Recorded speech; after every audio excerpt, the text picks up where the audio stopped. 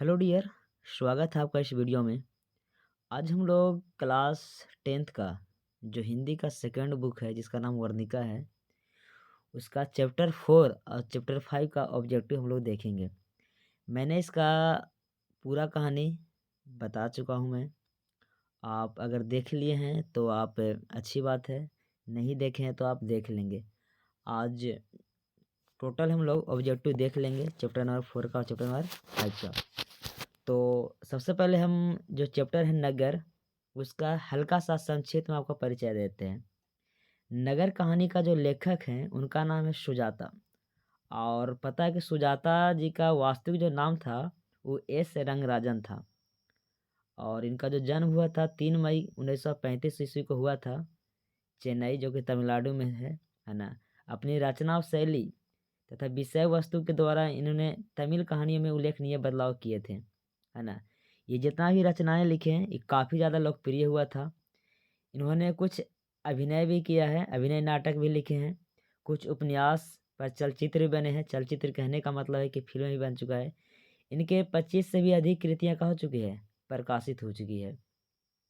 ये जो कहानी हम लोग पढ़ने वाले हैं ये आधुनिक तमिल कहानियाँ नेशनल ट्रस्ट इंडिया से लिया गया है। इस कहानी के जो अनुवादक हैं वो क्या है, जमुना है। क्योंकि ये जाहिर सी बात है कि यहाँ तमिलनाडु के रहने वाले थे तो तमिल भाषा में क्या के थे, लिखे थे। तो हिंदी में इनको जो अनुवाद किए हैं वो किसने किए हैं, तो ये क्या है, जमुना है। आप कहानी यहाँ से शुरू होता है कि कॉल्डवेल के तुलनात्मक व्याकरण में लिखा हुआ है कि मदुरै जो है क्या है, पांड्य लोग की दूसरी राजधानी है। और यहाँ जब जाते हैं इस नगर में तो दीवारों पर मोटे अक्षर में छपे हुए बहुत सारा विज्ञापन का होता है, तरह तरह के मिल जाते हैं, है ना। आप भी किसी बड़ा अगर मार्केट में जाते हैं तो दीवार पर आपको बहुत सारा एडवर्टाइजमेंट का चित्र मिल जाएगा। वहीं पे है अलग अलग तरह के का है, मदुरै शहर को दिखाया गया है ना। मदुरै नगर में क्या होता है ना क्या, तो इसमें कहानी हल्का से यहाँ से स्टार्ट होता है कि एक माँ है ना अपने बच्चे को लेके आती है इस नगर में। चलिए, मैंने कहानी को तो मैं संक्षिप्त बता दिया हूँ, है ना। अब पूरा कहानी आपको देखना है तो आप मेरे फोटो पे क्लिक करके आप पूरा वीडियो इसका कर देख सकते हैं। आज हम लोग खाली ऑब्जेक्टिव देखेंगे। तो इसमें पहला कहानी है नगर कहानी के कहानीकार कौन है। तो आपको पता है नगर कहानी के कहानीकार का जो नाम है, अभी मैंने बताया इनका नाम क्या है, सुजाता है। तो पहला का आंसर क्या हो जाएगा, ये हो जाएगा। सेकेंड क्वेश्चन है नगर कहानी में मुख्य पात्रा कौन है। तो आपको पता है कि नगर कहानी में जो मुख्य पात्रा है इसका नाम क्या है, पंपाती है। क्योंकि मगम्मा सीता और मंगू तो इसमें है ही नहीं। तो सेकेंड का आंसर क्या हो जाएगा, बी हो जाएगा। तीसरा क्वेश्चन है कि सुजाता का जन्म कब हुआ था। तो सुजाता का जो जन्म हुआ था आपको पता है कि इनका जन्म हुआ था 3 मई 1935 को हुआ था। क्वेश्चन नंबर 4 है कि कोल्डवेन के तुलनात्मक व्याकरण के अनुसार पांड्य लोगों की दूसरी राजधानी कहाँ थी। तो आपको पता है, अभी बताया आप लोगों को कि इनकी दूसरी राजधानी क्या था, मदुरै था। नेक्स्ट क्वेश्चन हम देखेंगे, क्वेश्चन नंबर जो 5 है, अंग्रेजी भाषा में मदुरै को क्या कहा जाता है। तो आपको पता है, आप पढ़े होंगे कि अंग्रेजी भाषा में मदुरै को मदुरा कहा जाता है। क्या कहा जाता है, मदुरा। तो इसका क्या हो जाएगा, ऑप्शन ए हो जाएगा। क्वेश्चन नंबर 6 की ओर हम लोग देखेंगे कि यूनानी लोग मदुरै को क्या कहते थे। तो यूनानी लोग मदुरै के क्या कहते थे, बताइए, आपको याद है तो यूनानी लोग मदुरै को मदोरा कहते थे। क्या कहते थे, मदोरा। क्वेश्चन नंबर 7, नेता लोगों के द्वारा किसके विरुद्ध नेता लोगों के द्वारा किसके विरुद्ध जुलूस निकाला गया था। तो आपको पता है कि महंगाई इतना बढ़ गया था उस नगर में ना, तो महंगाई के विरुद्ध क्या किए थे उन लोगों ने, क्या निकाला था, जुलूस निकाला था, जिसको हम लोग प्रोटेस्ट भी बोलते हैं। प्रोटेस्ट में तो इसे तो विरोध करना, है ना। क्वेश्चन नंबर 8 है कि वली अमाल के लड़की का क्या नाम था। आपको पता है पंपाती जो थी, है ना, वो बीमार थी, है ना, उसको हो गया था मेनिंजाइटिस नामक रोग, तो उसी को लेकर इस शहर में आई थी। क्वेश्चन नंबर 9 है पंपाती को क्या हुआ था। आपको पता है पंपाती को क्या हुआ था, बुखार हुआ था, मेनिंजाइटिस, ये दिमागी बुखार है। क्वेश्चन नंबर 10 है कि पंपाती कितने साल की थी। आपको पता है पंपाती का उम्र कितना था, मात्र 12 साल था। नेक्स्ट है क्वेश्चन नंबर 13, मीनाक्षी मंदिर कहाँ है? मीनाक्षी मंदिर क्वेश्चन नंबर 11, मीनाक्षी मंदिर कहाँ है बताइए आप? तमिलनाडु में है, केरल में है, कर्नाटक में कि हैदराबाद में? आपको पता है मीनाक्षी मंदिर कहाँ मिलेगा आपको? तो ये आपको मिल जाएगा तमिलनाडु में। जिक्र भी तमिलनाडु में का ही हो रहा है ना। नेक्स्ट है, वली अमाल को किस नंबर वाले कमरे में जाना था? तो आपको पता है कि 48 नंबर रूम में क्या करना था? डॉक्टर ने क्या किया था? जाने को बोला था। नेक्स्ट है क्वेश्चन नंबर 13, स्टेथोस्कोप। आपको पता है कि स्टेथोस्कोप क्या होता है? डॉक्टर के लिए क्या है? इक्विपमेंट के है ना। इससे क्या होता है? हृदय की क्या होता है? गति मापी जाती है। तो 13 का जो आंसर हमारा हो जाएगा वो क्या हो जाएगा? तो 13 का आंसर हमारा हो जाएगा हृदय की गति मापने का यंत्र है। क्वेश्चन नंबर 14 है।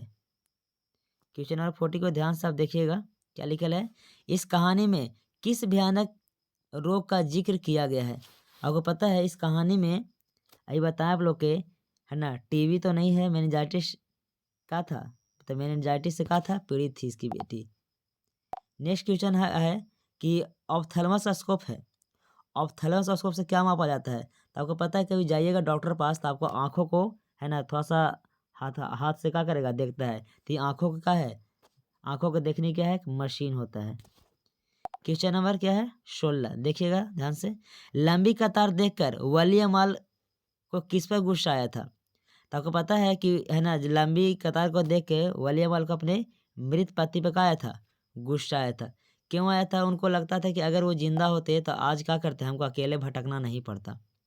क्योंकि आपको पता है कि वली अमाल की है ना जो पति का थे नहीं थे, वो पहले ही उनका देहांत हो चुका था। क्वेश्चन नंबर 17 हम लोग क्या करेंगे देखेंगे। क्वेश्चन नंबर 70 है, एस रंगराजन किस लेखक का पूरा नाम है? तो एस रंगराजन किनका पूरा नाम है? तो एस रंगराजन किनका है? सुजाता का। किनका पूरा नाम है जी? सुजाता। क्वेश्चन नंबर 18, वली अमाल किस गांव से आई थी? यानी वली अमाल का वली अमाल के गांव का क्या नाम था? गुंडलुपेट है ना, नंजनगुंड, थंजावुर या मुनांडी डिप्टी है ना। तो मुनांडी डिप्ट है ना क्या था इनका नाम था गांव का। क्वेश्चन नंबर है, पंपाती कहानी का पात्र किस कहानी का? ढहते विश्वास, नगर, धरती कब तक घूमेगी, माँ। तो आपको पता है जो नगर है कहानी इन्हीं के क्या है? पात्रा है। क्वेश्चन नंबर 20, मेनिंजाइटिस का संबंध है बुखार से, दर्द से, कब्ज से कि मोतियाबिंद से? तो आपको पता है ये जो मेनिंजाइटिस है क्या है? दिमागी क्या है? बुखार है। तो बुखार से इसका है संबंध है। क्वेश्चन नंबर 21 को देखिएगा, नगर कहानी किस भाषा से अनुवादित है? यानी कि ये जो वास्तविक जो कहानी था किस भाषा में लिखा गया था? तो आपको पता है कि ये तमिल भाषा में लिखा गया था। इसको हिंदी भाषा में कहा था अनुवाद किया गया था के जमुना के द्वारा। क्वेश्चन नंबर हम लोग 22 देखेंगे, पंपाती बेहोश क्यों पड़ी थी? आप जान रहे हैं कि पंपाती बेहोश होने का कारण क्या था? तेज बुखार था। तो तेज बुखार का कारण क्या था? वो बेहोश पड़ी थी। क्वेश्चन नंबर 23 है, I want that girl admit now, है ना कि मैं उस लड़की को अभी क्या करता हूँ? चाहता हूँ। ये किसने कहा था? तो आपको पता जब बड़े डॉक्टर बहुत गुस्से में थे कि उनको पता था कि सुबह तक ये लड़की क्या होगी? नहीं बचेगी, इसलिए बहुत ज़्यादा गुस्से में थे वो। पंपाती को उसके इलाज के लिए कौन सा शहर ले गई थी? पंपाती को उसके इलाज के लिए कौन सी शहर ले गई थी? आपको पता है गांव के जो प्राइमरी हॉस्पिटल के जो डॉक्टर थे इनको डरा दिए थे कि जल्दी इसको क्या करो शहर लेके जाओ। तो कहाँ लेके आई थी? मदुरै शहर में लेके आई थी। क्वेश्चन नंबर 25 है जी, है ना, अंदर किसी को देखने का नियम नहीं है यह किसने कहा था? अंदर किसी को देखे जाने का नियम नहीं है यह किसने कहा था? तो यह जो मेट्रन है उन्होंने क्या किया था? मना कर दिया था, अंदर नहीं जाने का नियम है किसी को। क्वेश्चन नंबर 26 है, वली अमाल से कहाँ के डॉक्टर ने पंपाती को लेकर मदुरै जाने को कहा था? तो ये जो थे गांव के जो डॉक्टर थे वही क्या कहते बोले कि जल्दी इसको शहर का करो लेकर जाओ। तब वो क्या हो गई थी? घबरा गई थी। क्वेश्चन नंबर 27 है कि पंपाती किस पर लेटी हुई थी? चौकी पर, स्ट्रेचर पर, खटिया पर, पलंग पर? तो आपको पता है स्ट्रेचर जो चक्का लगा हुआ होता है, आप हॉस्पिटल में गए होंगे तो देखे होंगे। तो पंपाती को स्ट्रेचर पर गया था, लेटा दिया गया था। क्वेश्चन नंबर 28 है जी, है ना। पहले दिन पंपातियों का क्या था? तब पहले दिन पंपातियों का था, बुखार था। क्वेश्चन नंबर 29, तुलनात्मक व्याकरण किसकी रचना है? तुलनात्मक जो व्याकरण है ये किसकी रचना है? तो कॉल्डवेल, जो कॉल्डवेल है उन्हीं का है रचना है। क्वेश्चन नंबर 30 है, कहानीकार सुजाता का असली नाम क्या था? तो आपको पता है एस रंगराजन। देखिए कंफ्यूज मत होइएगा, एम है, एस है, एल है, एन है, तो इनका वास्तविक नाम क्या था? एस रंगराजन। ठीक है, तो आपका जो चैप्टर नंबर 4 है ये कंप्लीट होता है। और नेक्स्ट चैप्टर आपका है धरती कब तक घूमेगी। तो धरती कब तक घूमेगी मैं इस चैप्टर का ही बहुत अच्छे से जो थ्योरेटिकल चीज़ें हैं मैं बता चुका हूँ। आज ऑब्जेक्टिव हम लोग क्या करेंगे, देखेंगे। फिर भी इसका हम 1 मिनट में इसका संक्षेप में कुछ बता दे रहे हैं कि धरती कब तक घूमेगी। इनका जो लेखक का नाम है सांवरदैया है। और सांवरदैया राजस्थानी भाषा के प्रमुख क्या हैं? कहानीकार हैं। उनकी कहानियों में राजस्थानी समाज के गहरे अर्थबोध एवं विविध छटाओं के साथ क्या हुआ? उपस्थित हुआ है। ये जो पढ़ने वाले हैं कहानी हम लोग समकालीन भारतीय साहित्य से क्या किया है? संकलित है। और इस कहानी का राजस्थानी से हिंदी में अनुवाद स्वयं कहानीकार ने की है। यानी धरती जब कब तक घूमेगी है ना, इसका अनुवाद राजस्थानी भाषा में था, लेकिन हिंदी भाषा में अनुवाद क्या किए हैं? स्वयं किए हैं। तो आपको पता है कि इसमें क्या है कि 3 बेटे और एक क्या है? माँ की कहानी है। कैसे तीनों बेटे मिलकर भी एक माँ को क्या करते हैं? नहीं पाल पाते हैं। और अंत तक क्या होता है? एक माँ को मजबूरी में घर का करना है, छोड़ना पड़ता है। इसका भी पूरा मैं वीडियो बना चुका हूँ। और मैंने इसका क्या किया है? वर्ड बाय वर्ड क्या किया है? मैंने बताया है। और कैसे एक बेबस माँ विवश होकर क्या करती है? बाहर निकल जाती है, उसकी क्या है? कहानी है।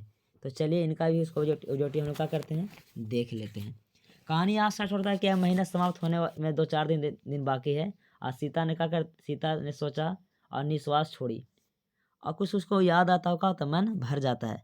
इसका पहला क्वेश्चन है जी, धरती कब तक घूमेगी शीर्षक कहानी के कहानीकार कौन है? तो आपको पता है कि सांवरदैया इस कहानी के क्या है? कहानीकार है। नेक्स्ट है कि धरती कब तक घूमेगी शीर्षक कहानी के प्रमुख पात्रा कौन है? तो इसमें जो मेन पात्रा है उनका नाम क्या है? सीता है। ये है कौन है? सीता है। क्वेश्चन नंबर 3, धरती कब तक घूमेगी कहाँ की कहानी है? तो आपको पता है ये जो कहानी है वो कहाँ के है जी? राजस्थान की कहानी है। कहाँ के है? राजस्थान। क्वेश्चन नंबर 4 देखिएगा। 4 में लिखा है धरती कब तक घूमेगी कहानी में किसकी प्रधानता दी गई है? तो जो नारी है ना, नारी की प्रधानता के बारे में क्या किया गया है? बताया गया है। क्वेश्चन नंबर 5 है कि सीता के बड़े लड़के का क्या नाम था? सीता के बड़े लड़का का क्या नाम था? तो आपको पता है सीता का जो बड़का लड़का था उनका नाम कैलाश था, उसके बाद नारायण था और फिर क्या था? बिज्जू था, है ना। तो बड़ा का नाम बेटा का नाम क्या था? कैलाश था। सीता के कितने लड़के थे? तो आपको बताएं सीता के कितने लड़के थे? तो सीता के कुल 3 लड़के थे। सीता के कितने लड़के थे? 3। नेक्स्ट क्वेश्चन है कि होली किस महीने में होता है? तो पता है हम लोग को बिहार का तो बहुत ही क्या है? खुशहाल भरा क्या है? पर्व जी। तो होली किस महीने में का आता है? आपको पता है कि होली का आता है फागुन में आता है जी, है ना। होली कब आता है? फागुन में आता है। क्वेश्चन नंबर 8 है कैलाश की पत्नी का क्या नाम था? कैलाश की पत्नी का क्या नाम था? राधा था, लक्ष्मी था, सविता था, कविता। पहले लक्ष्मी सविता कविता तो कोई पत्नी नहीं थी, है ना। एगो भौरी थी, एक राधा थी, एक नाम आप कमेंट बॉक्स में क्या कीजिएगा? बताइएगा। तो ये हो गया क्या है? कैलाश पत्नी का नाम था राधा। क्वेश्चन नंबर 9 है सीता के सबसे छोटे लड़का का क्या नाम था? सीता के सबसे छोटे लड़का का नाम बताया अभी आप लोग के हम, क्या नाम था? बिज्जू, कैलाश, नारायण की हरि। तो छोटा बेटा का नाम क्या था? बिज्जू था। क्वेश्चन नंबर 10 है कि नारायण की पत्नी का क्या नाम था? नारायण की पत्नी क्या नाम था? नारायण की पत्नी का नाम था जी भौरी। भौरी का था? नारायण की पत्नी के नाम था। क्वेश्चन नंबर 11 है कि बिज्जू की पत्नी का क्या नाम था? बिज्जू जो सबसे छोटका है ना, तो उसके छोटका के राधा भौरी की पुष्पा की लक्ष्मी, तब भौरी नाम था जी, है ना।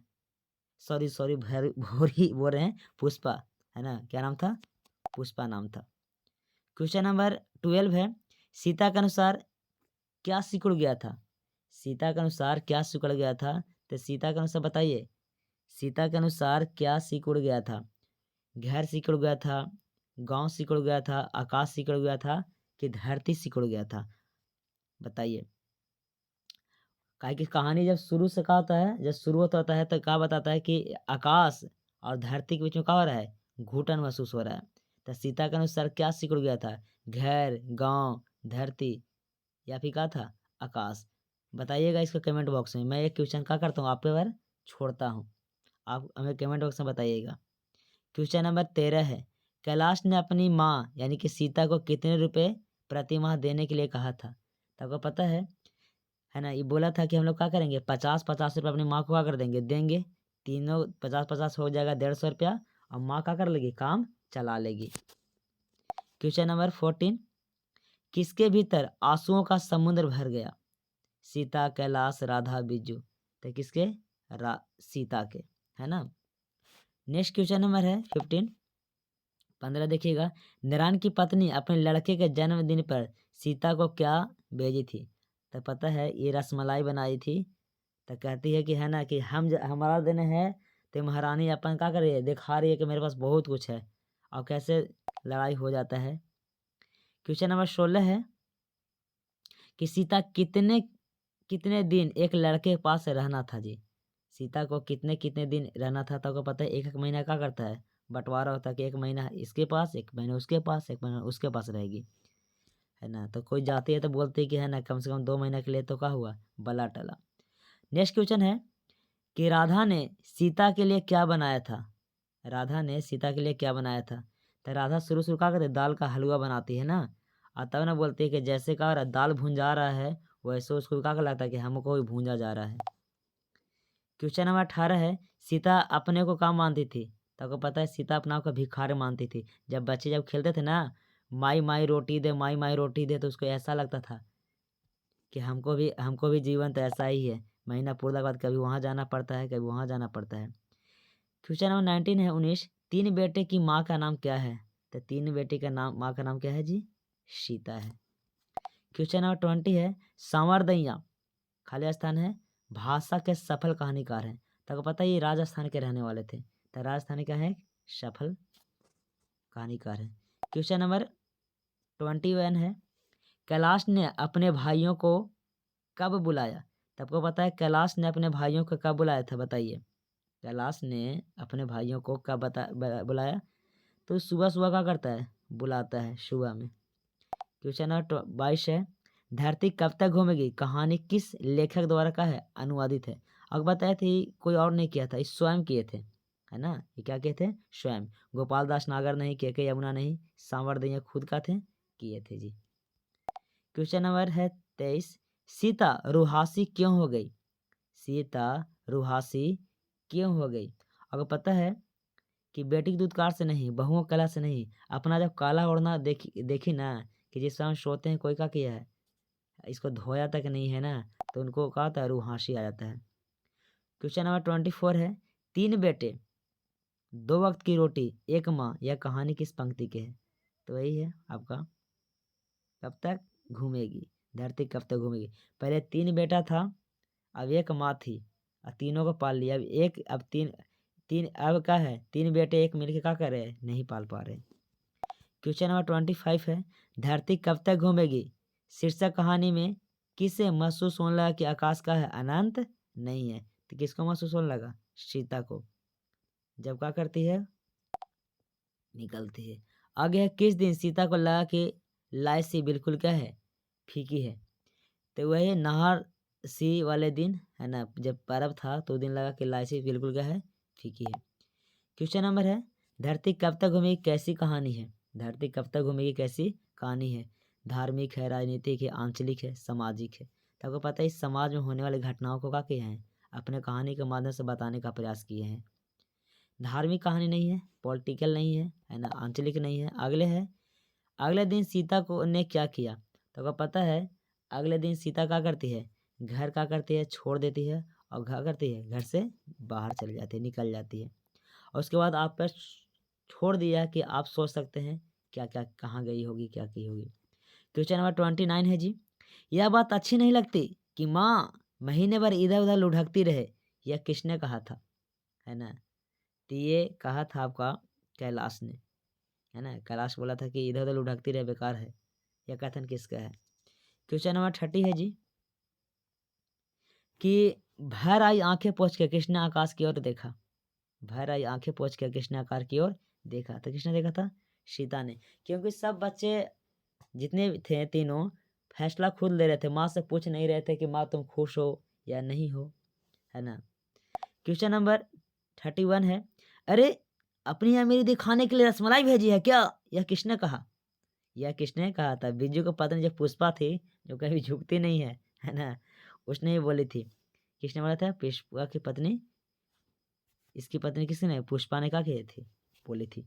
तो ये आपका चैप्टर नंबर 3 और चैप्टर नंबर 4 है, चैप्टर नंबर 5 का हो गया, कंप्लीट हो चुका है। उम्मीद करते हैं आपको ये समझ में आया होगा। अब मैंने एक क्वेश्चन छोड़ गया, आप कमेंट बॉक्स में इसका उत्तर क्या करेंगे, जवाब देंगे, ठीक है। तो आप प्रिपेयर करते रहें और अपने एग्ज़ाम की तैयारी करते रहें। धन्यवाद।